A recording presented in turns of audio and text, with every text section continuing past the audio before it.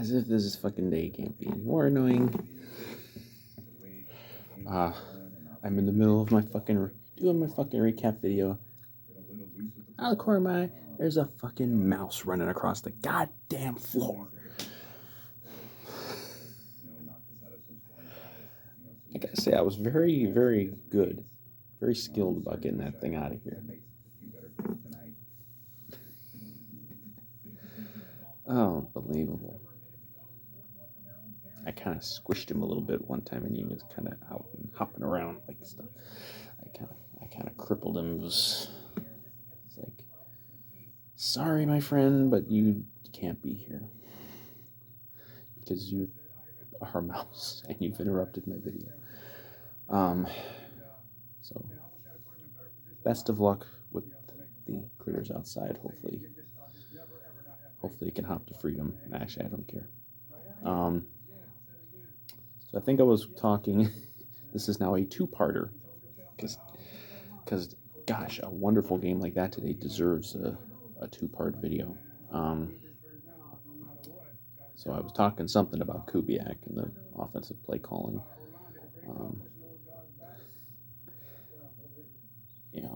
I didn't like at all really what they did in the second half.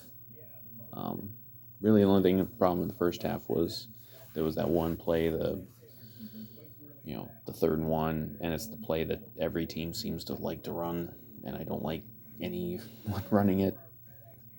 It's it's a 3rd and 1, and you hand the ball deep in the backfield, 4 or 5 yards in the backfield.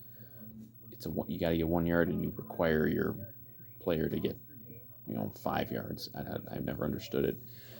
So that killed the drive, and then I didn't like the. I thought the clock management at the end of the first half was pretty bad. But in that situation, you're probably best case scenario getting a field goal anyway, and they did get a field goal, so I don't have too big of an issue with that. But the second half, I don't know what was going on. It's like they didn't even plan to run anything. It's not like it's one of these games like you've seen in the Zimmer era at times where like you maybe get a couple scores up and they're in the second half and then they just try to bleed the clock. It wasn't like that because you're not in that kind of a game. It was a game where you got to keep your pedal to the metal here and keep going because you need points. And ultimately, second half didn't have that many points total, but at the time you don't necessarily know that. But the only play they really got offensively for most of the second half was not even an offensive play. It was the roughing the punter, and if not for that, they don't even get that second long Joseph field goal. And then they're probably, if everything else goes the same, they're basically, they are trying for a touchdown at the end, but which ultimately might have been better if they were, but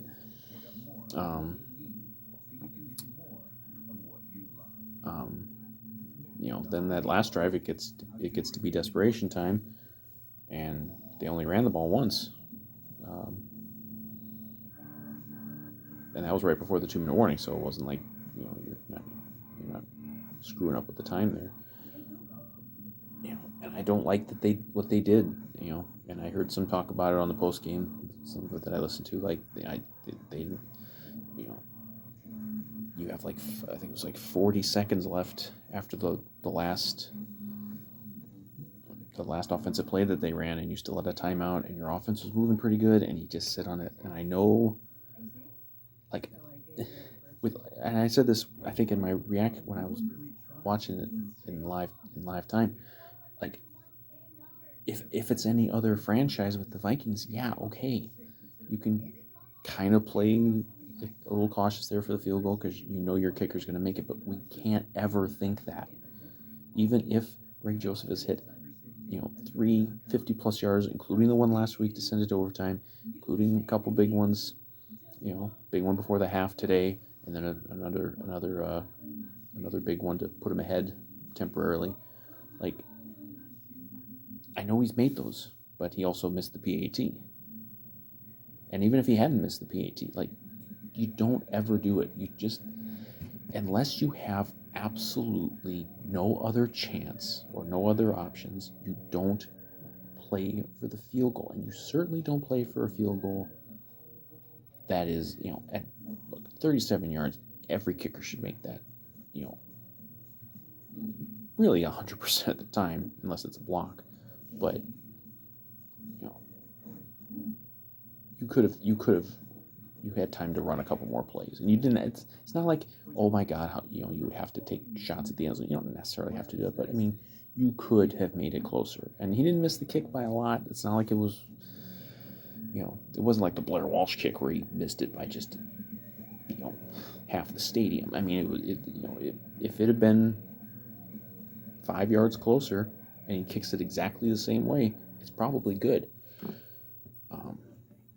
And that doesn't excuse Joseph, but I mean, you know, but I mean, you had the time, and it's been a knock on Zimmer over the years is and this is kind of a knock on every coach at some point is clock management and late game management. Like, there's always screw ups. You see it a lot with coaches and not managing the clock the best and things like that. But God, it's not even like you had like 20 seconds left. Like, you had enough time to run 3, 4, 5 plays with a timeout included there. You could have really run a whole nother set of downs. You could have really done something. I know the other side of that is, well, what if you have something like last week, and it wasn't a fumble last week, but let's say there was a real fumble this week, or like what fucking happened with the Chiefs just now, the Sunday night game, where you fumble a ball, and I mean they were going to win that game. The Chiefs were going to win that game here tonight, and their guy fumbled, and Baltimore won. I get that, but it's like you're the Vikings, and it's a field goal, and it's the end of a game. Like, what do you? That's what I'm saying. You have to just treat things differently when you're the Vikings, and you have this history, this fucking black cloud that it hangs over this fucking franchise in many different ways, but especially with kickers. Um, you know, don't concede field goals if you don't have to, and even if you have to kick a field goal, make it as close as possible. I mean, even the fucking Kelly, go back here. The Blair Walsh game. Even that one, they conceded a field goal, and I get, and again, that one too. It's like it was a fucking chip shot, but I mean, you don't. You have clock. Use what you got. Use the time. Use the timeouts. Use everything you got. It could have been a bad snap. It could have. There's a lot of things that can go wrong on a field goal. There's a lot of moving parts on a field goal. It's like it should be a guarantee, but it's not, and it's definitely not with the Vikings. So I didn't like, and I called it in real time. Like, I didn't like that they were doing it. I was not happy with it, and it would have been all forgotten if the fucking guy makes the field goal, which he should have made. But and fuck, you get 10 yards closer, he probably still misses it because it's the fucking curse. It's the black cloud. I'll never understand. I'll never understand why this keeps happening. And I know the narrative is that, like, Mike Zimmer, ruins kickers. I've never once heard an actual, like, explanation as to how he is responsible for ruining kickers. But that's the narrative, and I'm sure that's going to be the narrative again, is that somehow Mike Zimmer ruined Greg Joseph, even though Greg Joseph had already hit a couple of 50-yarders. So, did he ruin Greg Joseph only before that kick, or did he, what did he do? But,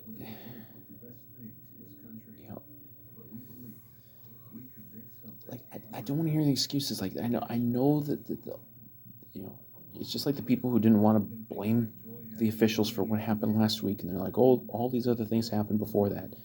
Like, they don't want to blame the kicker now. All these other things happened before. Yes, I understand that, but the fucking last play of the game is a 37-yard field goal. Make the fucking kick. This guy is, it's you got one job. make the fucking kick. Especially make the fucking kick when it's 37 yards, and it's literally the difference between winning and losing. It's not like you were tied, and if you miss, you go to overtime. This is it.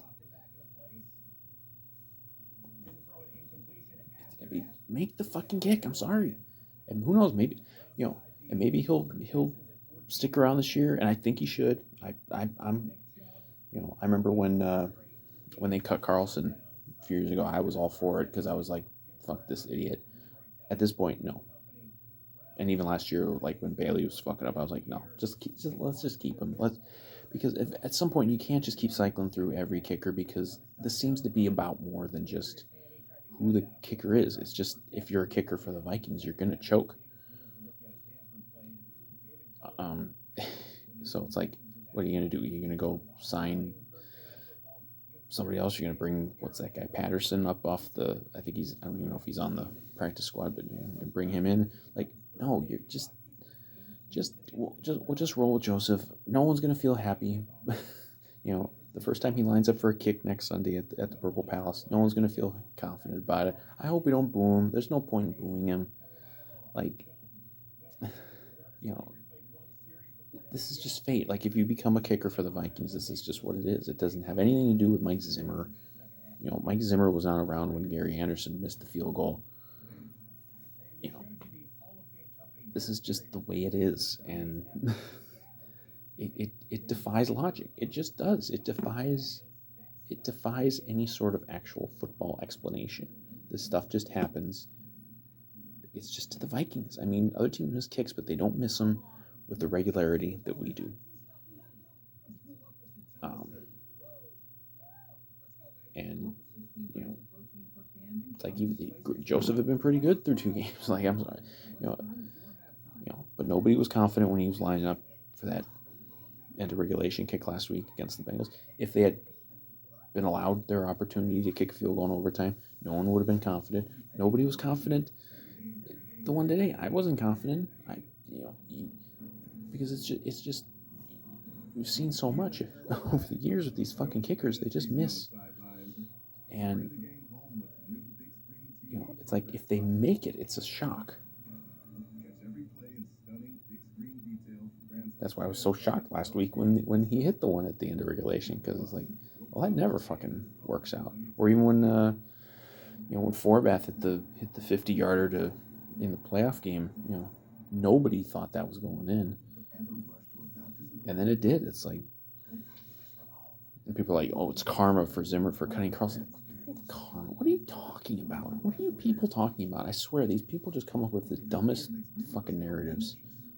I guarantee whoever the next coach is, if this is the end for Zimmer after this year and we get someone else, that ain't going to suddenly make, whoever our kicker is at that point into Adam Vinatieri.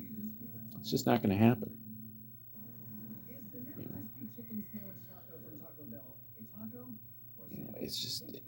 It just doesn't stop with these fucking kickers, though, man. I mean, man, it's like, just make the fucking kick. I don't care. I don't care if Mike Zimmer hates every kicker. Make a fucking 37-yarder. I don't care. There's just no excuses for this shit. And I hope they don't cut Joseph. I don't think it's worth it, because I don't think that you're going to solve anything by bringing in somebody other guy, because this goes beyond one guy. This goes beyond one coach. It's something in the freaking clouds. It defies logic. It defies explanation. So, well, let's see. I did defense. I did offense. I did special teams. I mean, of course, I shouldn't have even looked up the name Kirk Cousins on social media. Of course, there are still people blaming. Even now, people are blaming Kirk Cousins for this game today. I swear to God, these people are insane. If Kirk had the exact same stats that he has right now, but we had won these 2 games, and he could have had basically the exact same stats, and we could be 2-0, he would be talked up as like an early MVP candidate, along with a few other guys. Like, plays fucking fantastic football. Like, I'm sorry he didn't, he isn't literally perfect on everything, but I mean, Jesus fucking Christ, he didn't have quite as big a numbers day today as last week, but I mean, fuck, he put that ball in Jefferson's hands last drive. That could have, that would have had him deep in Arizona territory with a lot of time left. Then maybe they do go for the touchdown, no question about it. He got the almost, he did fumble once, and he fell right on it. I mean, that could have been awful. I mean, all the fucking Kirk haters were praying that ball was recovered by Arizona, and they're all just fat. That's another thing that just fucking irritates me about the way this all works out with these games is it makes the fucking worst people in you know Vikings fan base and media. It makes them emboldened. It makes them feel like they're right, like they know something. You know, they're like, "Oh, Kirk can't win. Oh, see, Zimmer isn't any good. Oh, see, Spielman didn't get good players." Like,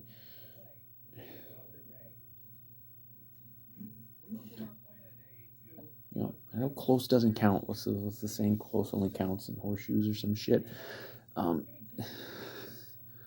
but I mean, they're so close to being 2-0, and then they could.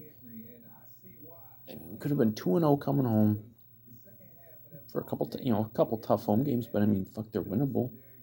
And then a couple easier ones after that. I mean, we got to play the Panthers. Panthers are 2-0, but I mean, I think that's a winnable game certainly. I mean, I still think they can make something of this season, but it just feels like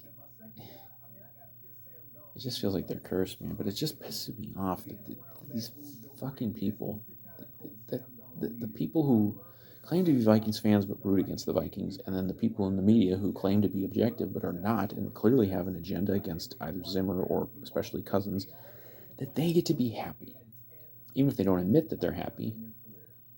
But they're happy. They're happy that these two games went the way they did. Because it's Kirk Cousins' fault that a fucking kicker misses a 37-yard field goal.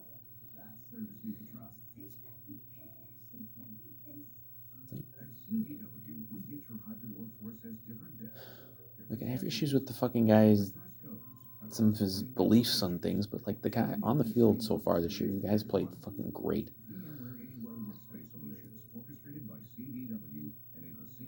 Last year everyone got on him because he had thrown I forget how many picks, like before the bye, like something like 9, 10 picks before the bye. Like he hasn't thrown any picks yet. He hasn't even thrown anything that was close to a pick that I can remember. He played really well last week behind a terrible offensive line performance. He played better today behind a better offensive line performance. And then in the second half, Kubiak takes the fucking ball out of his hands basically for anything other than just a real short pass. I don't even know if they ran a play action pass in the second half.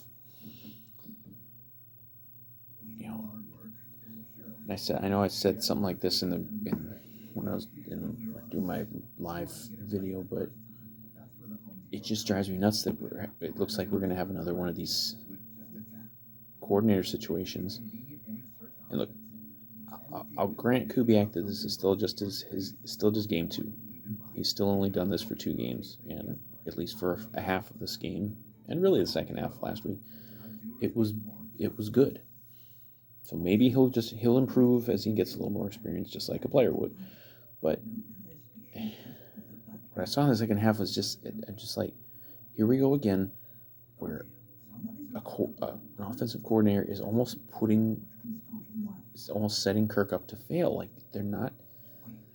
It's like they're calling plays to screw the offense. It's like self-sabotage, and that's what drove me nuts about Gary Kubiak last year. It was just these the play calls, especially in close games, late situations, they're so obviously wrong, and yet they keep doing it.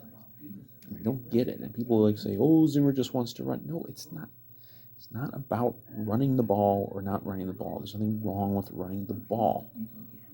What the problem is you just run right up the middle, or you just do the same run all over and over and over, and you don't change it up and you don't adapt.